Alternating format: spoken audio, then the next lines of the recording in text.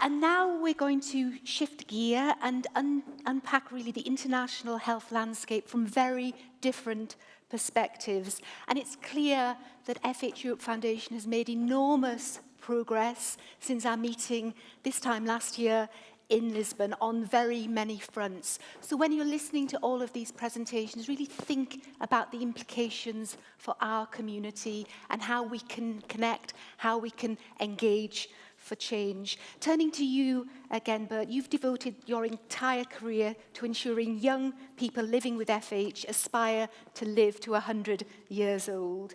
And you've also been heavily involved in research in other familial hyperlipidemias. As the foundation evolves and unites these four communities, it would be really lovely to hear from you on the connectivity between each of these from a scientific perspective. The floor is yours. Thank you. Thank you.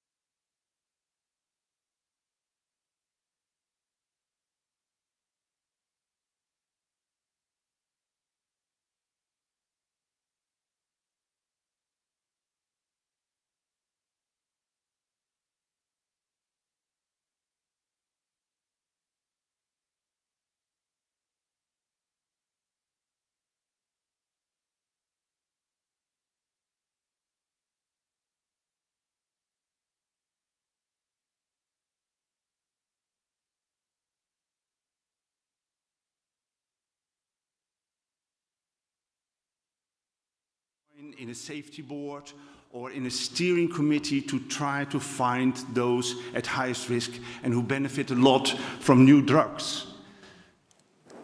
And here are the four topics. So, homozygous FH is really rare. FH, as it is called most of the time, but actually it's heterozygous FH, is really frequent. Every minute, worldwide, a child with FH is born. In our tiny country, the Netherlands, per day, 2 children with heterozygous FH is born. Familial chylomicronemia syndrome is rare. It helps me to show how drugs are developed. And high Lp(a) is really frequent. The child is the product of the parents, as is beautifully shown with these T-shirts. And if you look at FH, at heterozygous FH, you get the wrong gene from one parent. It leads to a higher cholesterol, and in some time, and most of the time that's a matter of decades, not of years, you get a heart attack. So you have to prevent that by lowering the cholesterol with lipid-lowering treatment, and you don't get a heart attack. Or if you have had a heart attack, you have to lower your cholesterol even more to prevent from getting another. If you have homozygous FH, you inherit genes that have a mutation from both parents. It raises the cholesterol much more, and there's a shorter period before you have problems in your heart. So there is an early need to start treatment with lipid lowering to prevent at least or to help prevent a next heart problem. And this is a graph. Here you see a vessel and the development of cholesterol in the vessel. And they made slices of it, and every doctor thinks in the direction of the arrow. We have to think in the other direction. When there comes cholesterol in, bring it out as early as possible, as long as it's not calcified, and even if it's calcified, new fat comes on that calcification, it has to be removed. That's the main thing. So in homozygous FH, we start as early as diagnosis is there. And in some children, it's at the age of 1 or 6 months. When it's diagnosed later, start the moment it's diagnosed. In heterozygous FH, we start from the age of 8. in the Netherlands, and we prevent them, and I show you later. Because it's like cigarette pack years, cholesterol pack years.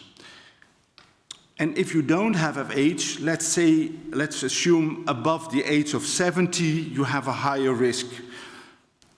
With the cholesterol level, heterozygous FH without treatment reach that at age 35. Homozygous even earlier. So you have to be there really early. To focus on homozygous, there are physical signs.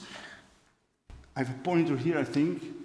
Here is an arcus cornealis at 6 o'clock. This is not the arcus, this is the photographer.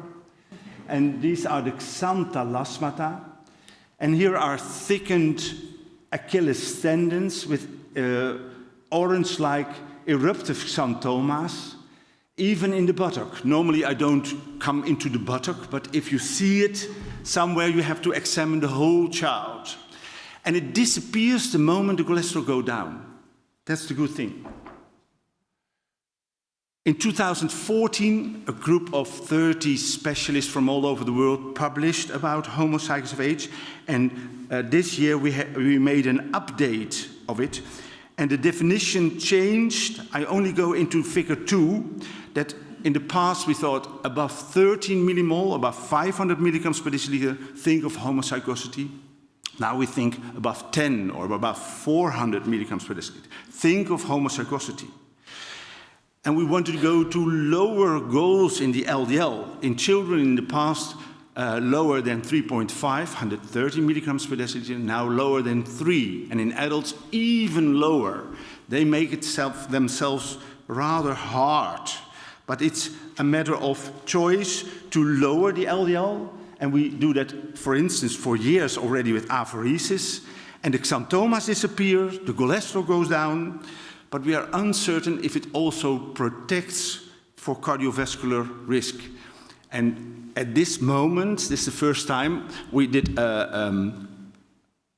we examined 2 large registries, and we will publish that. Hopefully, we submit it to the Lancet Child and Adolescent Health, that we see benefits with apheresis on cardiovascular protection.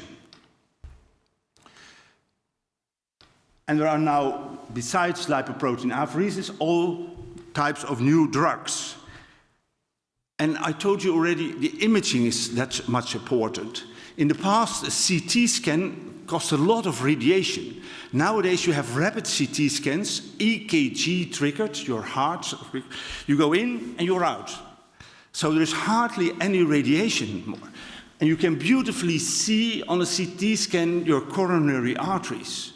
So via this, we now know how well treatment is, or how you need to intensify it.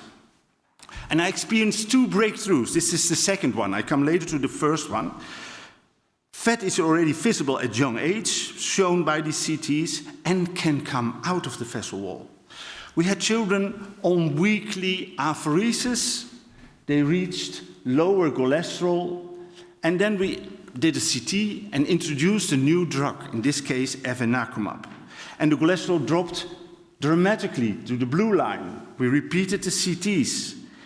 And at the top you see, in yellow, in a 12-year-old girl, an uncalcified plaque. And 1.5 years later, it was vanished. In the 16-year-old, in the right coronary artery, at both sides in yellow, and 1.5 years later, it was almost vanished. So even in homozygous FH, plaques can disappear if not calcified. And what I earlier told you, if it's calcified and on top a plaque, that can be removed. If you have receptors left in homozygosity, that's difficult. Some have, some don't. PCSK9 inhibitors work. And evolocumab, alirocumab, inclisiran are the 3 main PCSK9 inhibitors. How does it work? Here you see an assembling of LDL receptors in the liver cell. There's the bloodstream and the cholesterol bulbs with some protein on it, ApoB. And here you see the receptors or I tell children fishing rods that fish the cholesterol out of your blood, assembled, brought to the surface, and grab the cholesterol bulb. Bring it in, and you need cholesterol for your energy, but it shouldn't stay in the bloodstream. So, and nature is saving. It takes 45 minutes to assemble a receptor, and it recycles within 10 minutes. PCSK9 sticks to the receptor, and then it can't be recycled. So anti-PCSK9 removes the PCSK9, and you can recycle your receptors. That's how it works. Lomitapide, I'll come back to that later, is an independent of LDL receptor working drug approved by FDA and EMA for adults. It's tablets daily. You need very strict diet. That's the flip side. Evinacumab acts also independently. It's approved for adolescents and adults. And this week, or last week, we published a trial in 5 till 11-year-olds.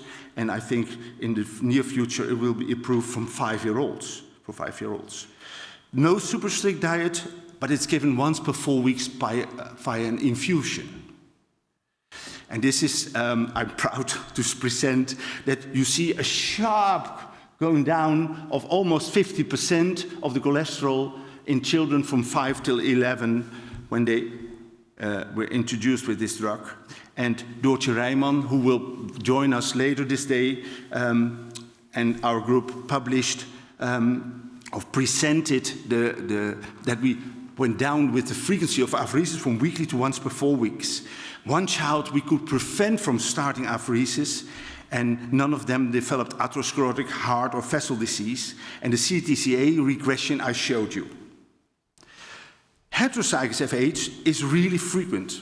And in 2003, 2004, I've experienced the first breakthrough. Fat is already visible at young age, shown by measuring carotid IMT, the thickness of the wall of your carotid arteries. We do it like this, and we measure then, and we compared heterozygous FH with non-affected siblings. In non-affected siblings, it increases with 0.3 micrometer per year. That's 10 times nothing. In heterozygous FH, with 4.7 micrometer per year, it's also 10 times nothing. But it's 15 times as fast as in non-FH. So it was already significant at the age of 11. Now we know it's already significant before the age of 8. And what we actually saw is in non-FH, you see an increase of the vessel wall. In the placebo group, sorry for it should have been, Prava should have been green, but anyhow. It raises with placebo, and to our surprise, we aimed for a slowing down of the progression. There was a regression. Fat come out of the vessel wall. And we compare children with parents and grandparents, and if you draw a line with blue, the non-affected, and in red, the heterozygous FH, you reach at the age of 80 a thickening of 0.8. In heterozygous FH, you already reach that at the age of 40. And you can bend the line by starting at 30. Oh, you bent it a bit. You bent it when you start at 20. Better start at 15, or nowadays we think you should start as early as possible. Are they with many? I told you already, the highest number of genetic disorders in the world, because the disorder is semi-dominant. The frequency is estimated 1 in 300. Do we find them early enough? No, not at all. A publication from 56 countries, they detect them at the age of 44, whereas in the Netherlands we detect them as early as possible. Why? So we do this by going to schools and churches and villages and try to find those who are related, and you aim for these types of pedigrees, you end up with these type of pedigrees. But this is important. So in 2013 we compared 22 countries, and the initiative was in Denmark. They were jealous on Norway. they only find at that time 4%, and Norway was almost halfway. We, Kirsten, now know it's not 1 in 500, it's 1 in 300, so we are not halfway. We have a lot to do. And every pediatrician knows Duchenne, cystic fibrosis, neurofibromatosis, Huntington's, sickle cell, but this is FH.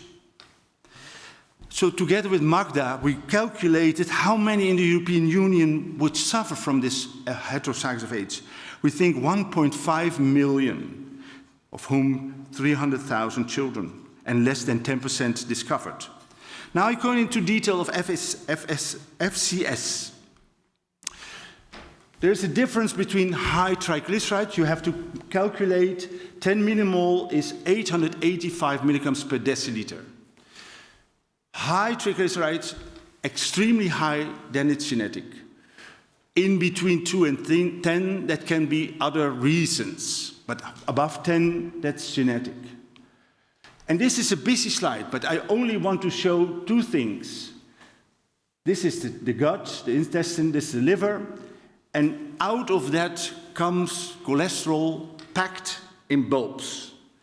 And LPL make it smaller, lipase, like proteins, it makes your food smaller, an enzyme.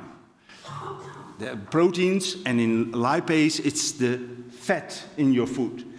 And then it enters into IDL and chylomicron remnants. LPL does this. If you lack LPL, you can't make it smaller. And around that, everything in nature balances. ApoC2 improves, enhances LPL. ApoC3 inhibits LPL. That's for pharmaceutical companies really important to develop new types of drugs.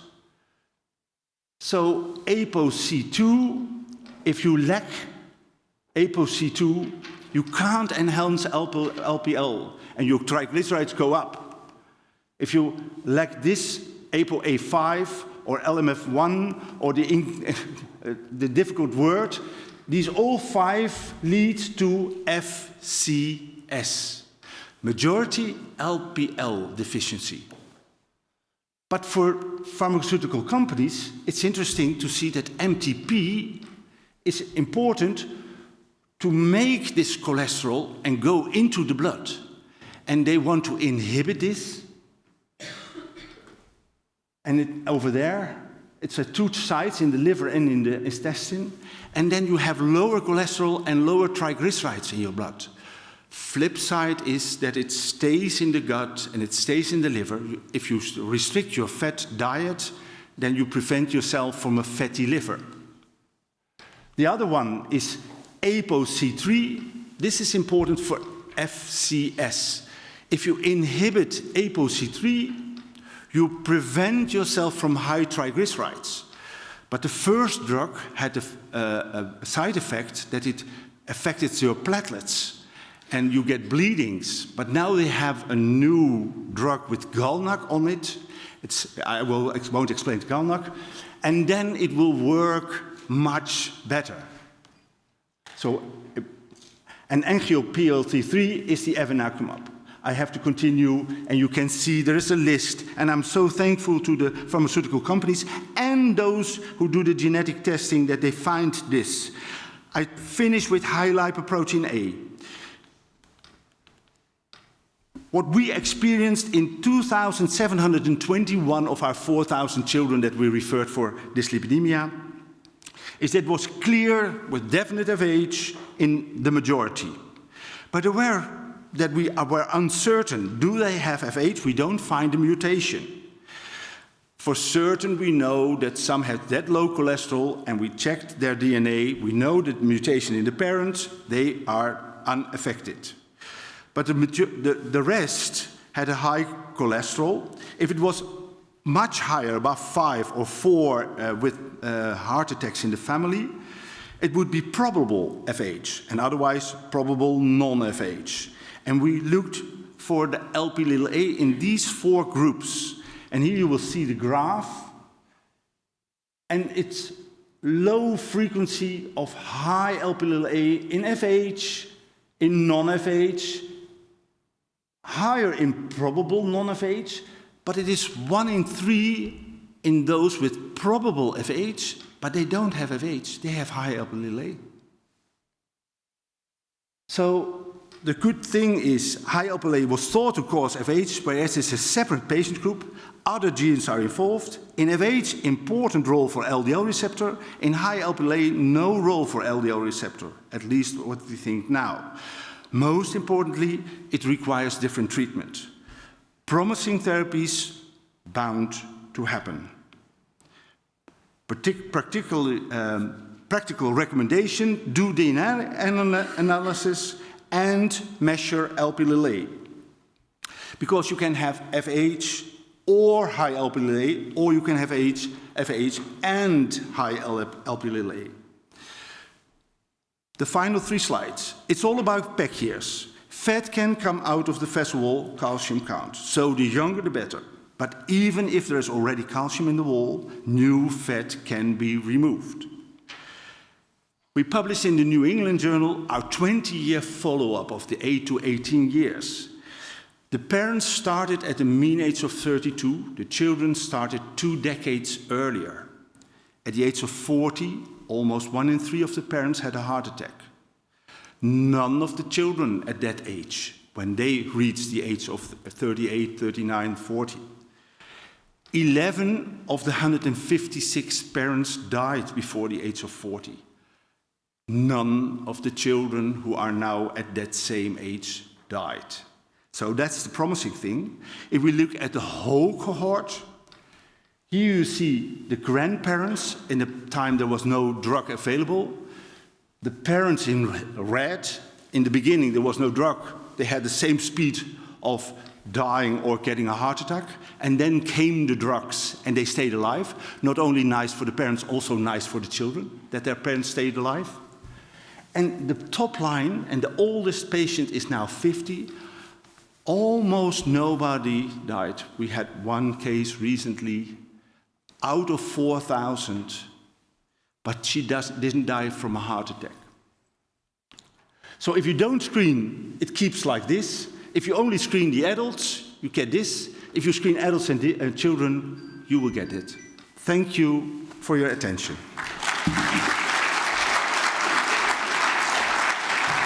Thank you very much, Albert.